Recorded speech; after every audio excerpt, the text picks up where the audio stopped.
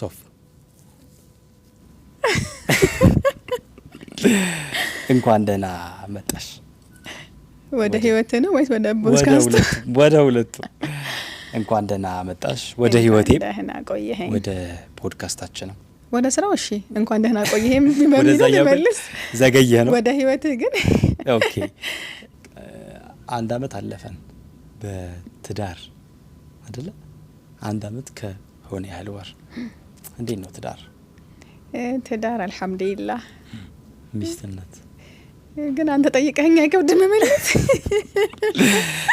እሺ አይ መልሱ አክቹአሊ ለተመልካቾች ነው የሚሆነው እንጂ ላንተ አይደለም። ሳይሆን እነሱን ወክዬ ነው ጥያቄውን ማለት ነው። እሺ ትዳር በጣም ደስ ይላል አልহামዱሊላህ፣ ቆንጆ ነው።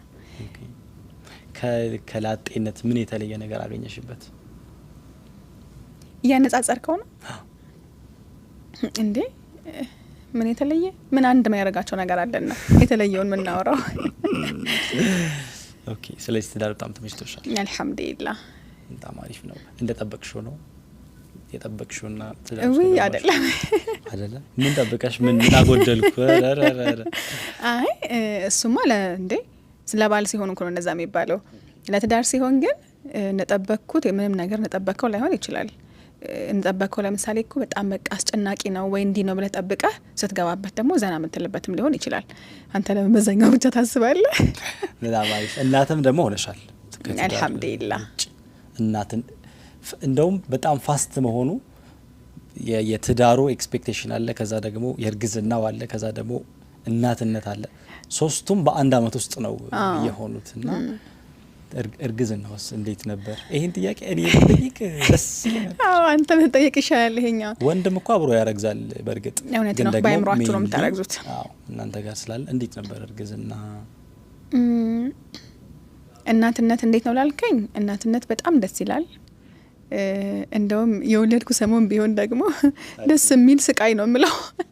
ትንሽ ስቃይ ስለነበረው አጋጣሚ ሆኖ ያ ሁሉም ላይ ይለያያል። ሁሉም እናቶች ላይ ያው የሚወልዱበት መንገድ የሚፈጠርባቸው አንዳንድ ነገሮች አሉና ከዛ አንጻር ሁሉም የተለያየ መልስ ሊኖረው ይችላል። አጋጣሚ ሆኖ የኔ ወሊድ ያው እንደምታውቀው ትንሽ ከበድ ያለ ነበርና ጥሩ የአራስነት ጊዜ አላሳለፍኩም።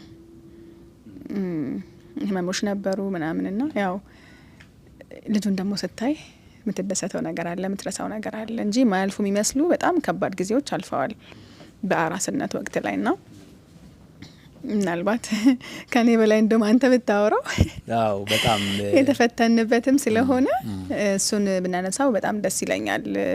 ነፍሰ ጡር እያለው ብዙ ሰዎች ካላቸው የህይወት ልምድ ያካፍሉሃል። ይሄኛ ወር ላይ ስትገቢ እንደዚህ ይሆናል፣ እንዲያ ነገር ሊያጋጥምሽ ይችላል፣ እንደዚህ ሊሆን ይችላል። ለምሳሌ ቃር በጣም ያስቸግረኝ ነበር ካስታወስክ፣ ለሊት ቀሰቅስ ነበርና ሆዴም በጣም ይበላኝ ነበር።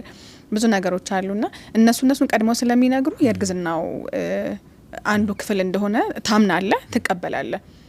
በጣም በሚገርም ሁኔታ ግን የአጋጣሚ ሆኖ አራስ ቤት ዲፕሬሽን አላቅም ነበር። ኦኬ አራስ ቤት ላይ ደግሞ ሊፈጠሩ የሚችሉ ነገሮች፣ የሚሰሙ ስሜቶች ምናምን የትኛውንም ቀደም ያላቅም።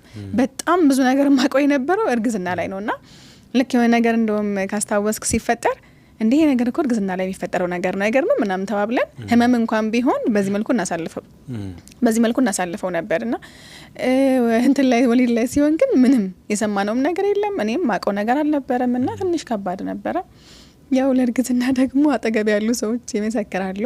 2 ወር ያክል አረማመድ ያስቅ ነበር። እንመሰክራለን።